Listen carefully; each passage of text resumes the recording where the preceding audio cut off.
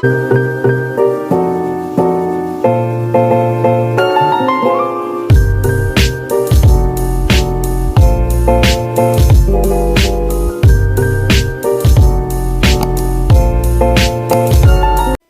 assalamualaikum warahmatullahi wabarakatuh. Welcome back to my channel bersama gue Inka di Mubinka. Ya, jadi karena lagi suasana Lebaran, sebelumnya gue ucapin dulu selamat merayakan Hari Raya Idul Fitri dan juga mohon maaf lahir dan batin kalau misalnya gue selama ini ada salah-salah kata atau kata-kata yang kurang berkenan gitu selama di konten YouTube. Oke, jadi kali ini gue mau nge-review salah satu film yang bisa dibilang nanti kan rakyat Indonesia ya udah 2 tahun gitu, yaitu KKN di Desa Penari yang versi uncut.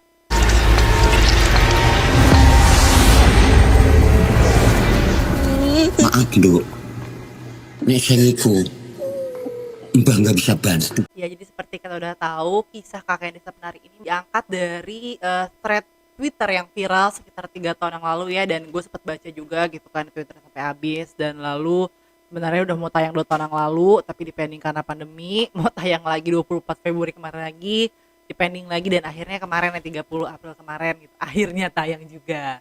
Ya, sutradarai oleh Awi Suryadi, dan untuk jajaran cast-nya ada mulai dari Tisa Biani, Agni Nihak, Adinda Thomas, Ahmad Megantara, Fajar Nugraha, Kiki Narendra, Aulia Sarah, dan lain-lain. Oh ya, juga ada special appearance dari Boneng, yang tahu Boneng gitu ya, salah satu pelawak hits pada zamannya gitu, memerankan sebagai Mbah Buyut, dan gue baru tahu tuh kalau setelah nonton filmnya itu, dan ya lumayan beda banget ya di situ ya. Oke, jadi menceritakan 6 orang mahasiswa yang sedang melakukan KKN di sebuah desa terpencil di Jawa Tengah.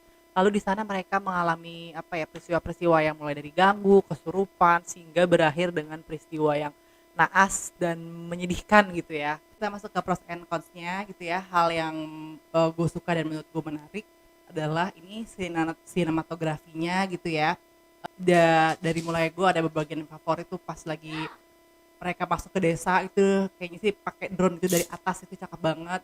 Terus ada kayak beberapa part yang lagi peralihan dari rumahnya itu dari pagi ke malam, itu keren. Terus dan yang gue apresiasi lagi di sini tuh tidak menggunakan efek CGI gitu ya katanya sih.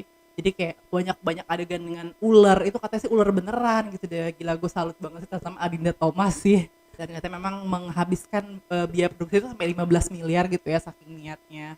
Kalau untuk acting, gue suka, yang paling suka sih Tisa Biani ya, itu kayak dapat emosionalnya, dapat banget, dikit-dikit mata itu gampang banget yang nangis berkaca-kaca, depresifnya dapet.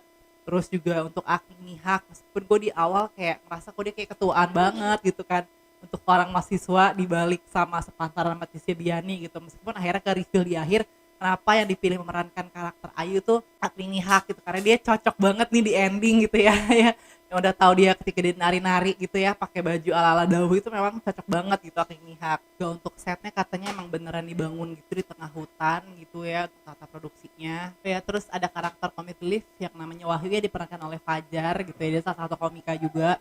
Itu juga dialog-dialognya ya lumayan lah ya gitu kan ya, dapat lah, gue bisa tawa-ketawa dikit, senyum-senyum dikit gitu sama dialog-dialognya dia. Dan gue akuin memang naskahnya di sini bagus gitu, pas, apalagi mereka kan ceritanya kan memang basicnya dari orang Jawa gitu ya, dengan logat Jawanya. Nah itu gue patut apresiasi gitu, karena yang namanya naskah tuh sangat penting banget. Gimana bagus dan gaknya sebuah film tuh sangat ngaruh dari naskah gitu. Juga acting para pemainnya dengan logat Jawanya gitu, menurut gue ya overall oke lah. Tapi sayang nih, yang gue kurang suka nih memang nih kan, karena memang bisa dibilang kayak visualisasi dari kita Twitter gitu kan, yang mana Twitter itu memang plotnya tuh agak lompat-lompat gitu, jadi kayak, dan ternyata memang kayak agak plek-plekan dituangin di film, yang mana sebenarnya dari satu masalah ke satu masalah lain itu kayak belum selesai, tiba-tiba ada lagi, belum selesai tiba-tiba ada lagi gitu, jadi kayak kurang fokus aja gitu. Maksudnya tidak mungkin tidak dikembangkan dengan versinya sendiri gitu. Jadi menurut gua, bagi orang-orang yang belum baca thread Twitternya tuh nih, kayak ngerasa nih film apa sih, kayak plotnya tuh kayak lompat-lompat, terlalu pakem sama si Twitternya itu gitu ya. Jadi gue jujur li, gue ngerasa agak capek aja gitu dari pertama kali mereka datang, itu udah dengan diganggu dengan langsung aja penampakan suara-suara dari awal sampai akhir gitu ya. Jadi ya emang gue ngerasa yang memang storytelling sama kedalaman karakternya agak kurang gitu. Jadi meskipun gue tahu memang nggak semua karakter ya dari Twitternya pun gitu nggak didalemin gitu kan ya, kayak terutama Bima sama Ayu gitu, memang cuma sekilas-sekilas doang, cuman jadinya gue sih ngerasanya apa yang terjadi ending yang mengerikan oleh pada si Ayu sama Bima tuh kurang merasa simpati, karena memang kita tidak tidak ngerasa sayang sama mereka gitu loh, karena dari awal tuh memang porsinya mereka dikit banget gitu ya. Terus ya gimana ya, kalau gue ekspektasi nonton film horor udah pasti gue pengen ngerasa takut atau adrenalin gue merasa dipompa, tapi gue nggak ngerasa takut sama sekali ya, gue cukup nikmatin, cuman nggak ada hal yang paling ya jump scare aja lah, jump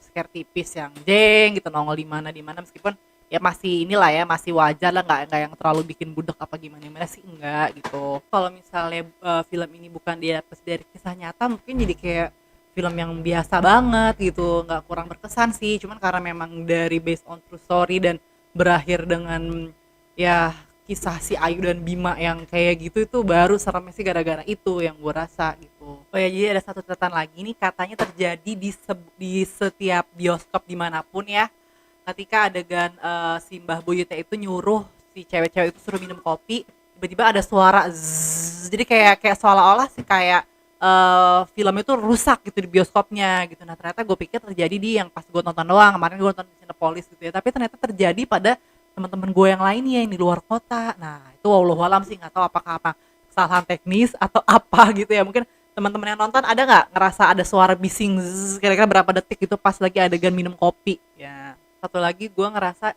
make upnya Ayu ya, untuk seorang yang dia lagi KKN di desa terpencil tuh kayak terlalu menor gitu nggak sih, dengan lipstiknya, dengan bedaknya segala macam. Jadi memang di film tuh bisa dibilang ada dua tim nih ya, tim yang terpuaskan yang emang gila bagus bagus, gue seneng, gue puas gitu, atau tim satu lagi tim kecewa gitu karena ngarepin lebih, ternyata ya gitulah plotnya kayak muter-muter gitulah gitu. Nah kalau gue pribadi bener lebih tim kecewa sih, cuman nggak yang parah banget gitu sih, enggak gitu, banyak hal-hal positif juga gitu, banyak yang bisa gue apresiasi juga gitu ya.